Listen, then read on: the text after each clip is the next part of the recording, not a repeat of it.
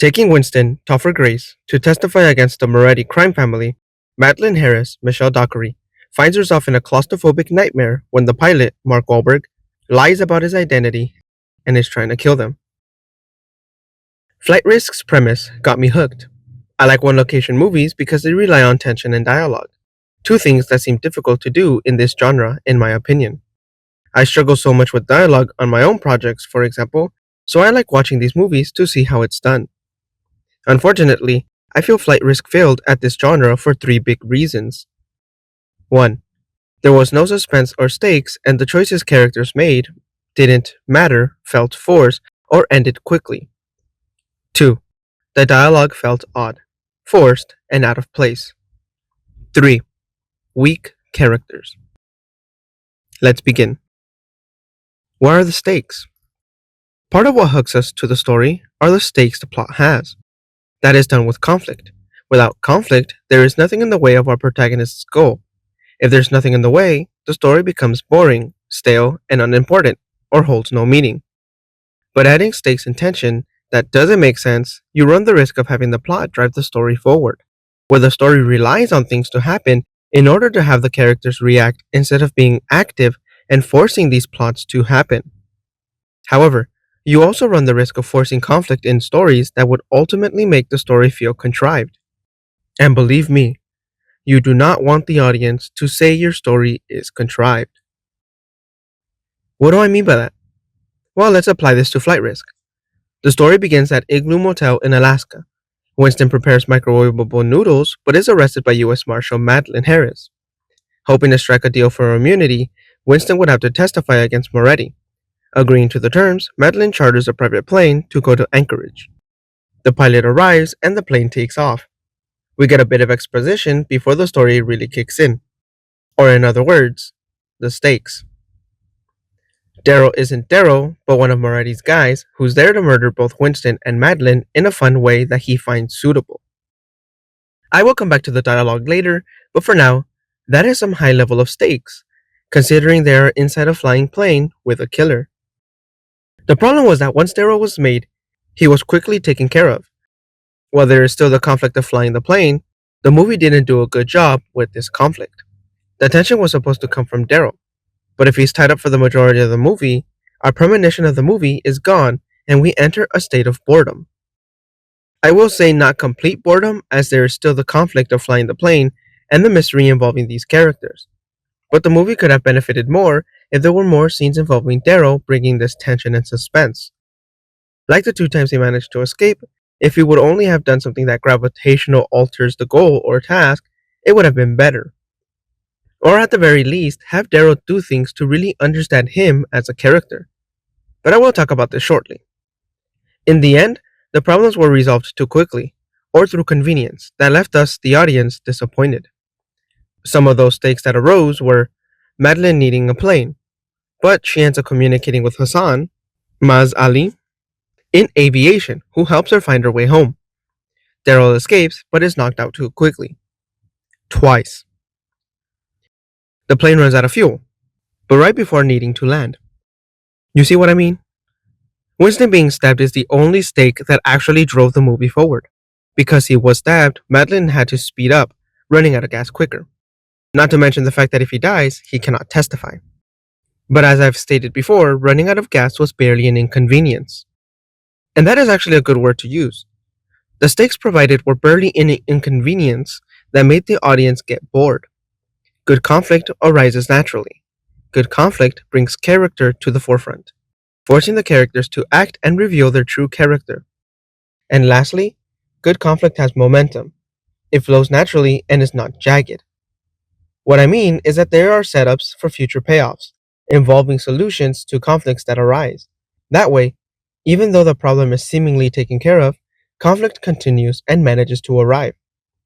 And no, this does not apply to Flight Risk because even though Daryl was taken care of, nothing in between Daryl escaping and talking to aviation brings good conflict. Just enough to get through the cracks. And no, the mystery behind the true villain doesn't count, because it's basically a separate story. Remove all those scenes and you get the same movie.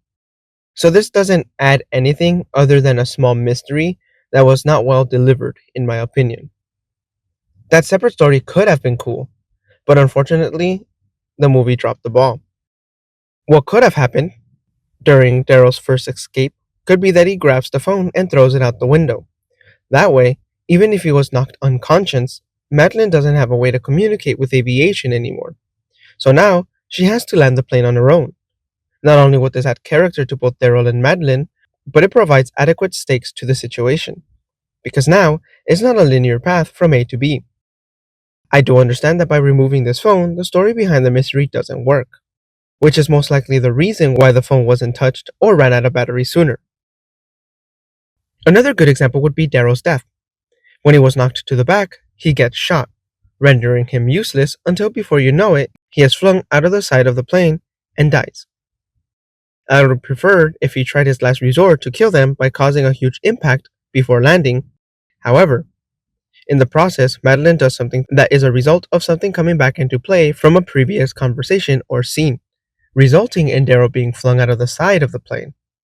That way, it would be a nice payoff or callback of a previous conversation or scene that at first seemed pointless but proved useful, making the conversation or scene important and part of the story instead of having filler dialogue scattered throughout the story or only being useful to the separate story. And before I forget, characters' actions also play a big part in this. The most prominent one was the knife. Madolyn kept looking for the knife early on, but completely forgot about the knife and stopped looking for it, because Daryl needed it to escape and stab Winston for the story to continue. Realistically, in that situation, I would not have stopped until I found that knife, which shouldn't have taken long considering the size of the plane. One thing that I was unsure of was whether or not Daryl's mic was muted before takeoff, meaning the people in charge of watching over the planes didn't really record that audio or broadcast or heard it, and therefore they are flying blind. I guess it does come back into play later when Madolyn had a suspicion against Daryl and asks to call ATC, but instead gets static. However, Daryl mentions it's the mountains causing the signal to be lost, and it was never brought up again. At the very least, bring it up to know that it wasn't static, but Daryl fiddling with the machines to prevent any sort of communication. Let's say it comes back into play during the climax, where Madolyn gets hold of aviation. It is revealed that he never did that, so they didn't have any logs or records of them actually taking off. Of course, I am unfamiliar with the procedure in this field, so there could be some discrepancies in my case. However, this little detail could have been a setup for a future payoff, of which brings conflict, stakes, and tension. So in short, what happened to provide conflict was lame. Because it did not provide enough conflict for the audience to really feel that tension and suspense, the characters' actions also did not help because it honestly felt like they were following a checklist for the story to continue. Forgetting about the knife only led to Winston being able to escape and stab Winston. And I'm not necessarily criticizing the fact that he grabs the knife to escape. Well, let me rephrase that. Daryl uses the sunglasses to escape, but still uses the knife after his escape. And Madolyn can forget about the knife only if her mind is busy being somewhere else. Yes, okay, flying the plane distracted her enough about the knife. But to be honest, me personally, this feels like lazy writing. Oh, I guess someone did his homework. Wait a second. This is my mom's house. Anyway, let's just move on to dialogue. Dialogue matters. When you write a movie that's based in one location, action and dialogue matters. I already talked about action and stakes, so in terms of dialogue, the dialogue here comes out of nowhere to the point where it doesn't feel natural. After takeoff, we do get a lot of exposition through dialogue that I felt was forced. Things were only set up for the following scene to make sense, or only to give enough information for the audience to understand the scenes that follow. Essentially, what I'm saying is that there was not a lot of subtext integrated in the dialogue. There was not a lot of substance to make the dialogue feel natural and realistic. Dialogue does not only need to be about conversation between characters. Going back to the stakes part of my review, dialogue can also be used to explore characters, provide information that isn't verbally said out loud and on the nose. One example could be the scene where the bird hit the plane. Daryl says that he'd better go higher to not hit any more birds. But he has to be careful because if he goes higher, he will pass out.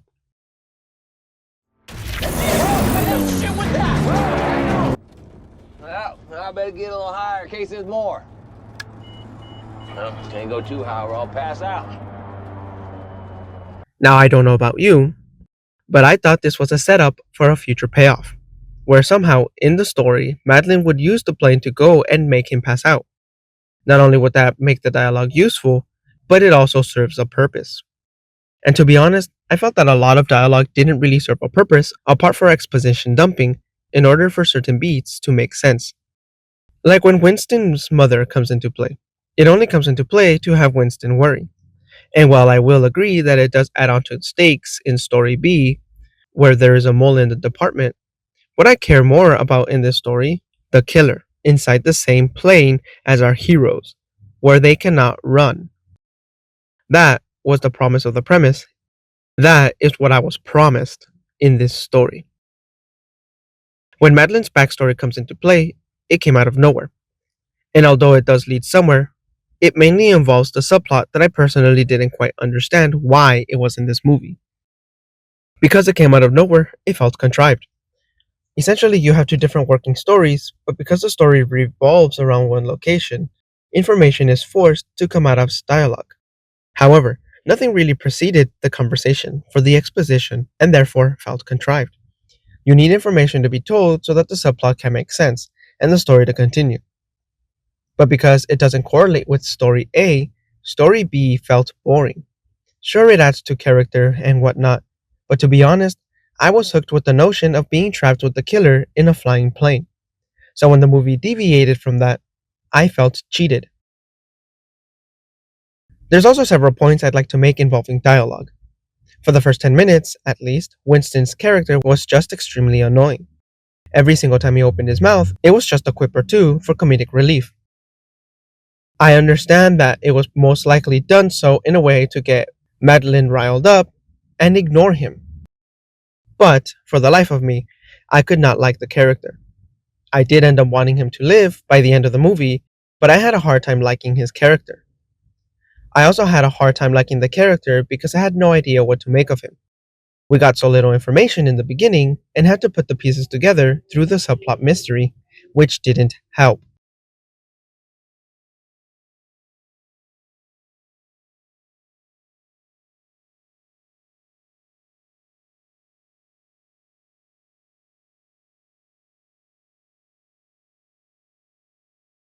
In the hopes that I can get my point across, take a look at this clip. Why did you kill me? Hey! Why did you just kill me? Because I'm not like you. Oh, yeah? I'm gonna tear you apart. It's tiny little fucking pieces. You're gonna need the entire forensics team to identify you. Oh, I'm gonna enjoy it too. What kind of reply was that? There's also this. I'm gonna enjoy this. I'm gonna enjoy this. Okay, I'm gonna enjoy this. Perhaps he kept telling himself that to not feel the pain. But damn, it really felt like a two-dimensional character. Two-dimensional characters. Perhaps it's just me, but that subplot of the mystery, I didn't like its execution. Was it helpful for the movie? Debatable. It does add a bit of nuance to these characters, but like I've shared before, if it was tied to the actions better, or worked hand in hand with story A, where what happens through dialogue affects story A's events, and vice versa, it would have been better. Where I'm trying to go is that I think the movie focused more on the situation than the characters. They tried using the subplot mystery as a solution, but I felt it became a problem. And it was probably because everything happened through dialogue and not visually that I found it quite boring. Not adding any sort of real character behind these characters. There was enough to get by, but not enough to warrant a good reaction. When Daryl strikes a nerve with Madolyn, revealing both an insider within the department and Madolyn's past, she gets agitated and begins punching Daryl. Now this was a ruse done by Daryl in order to have her get close enough so that he can steal her sunglasses and use them to break free, which was done well, except when you really look at how the dialogue was delivered. Yes, this involves story B, but it also involves Marshall's character and story A. There is a reason she is back on the field, and this story reveals that reason. A reason that Daryl exploited in order to get the sunglasses off of her head. I think the problem was that it just kind of came out of nowhere.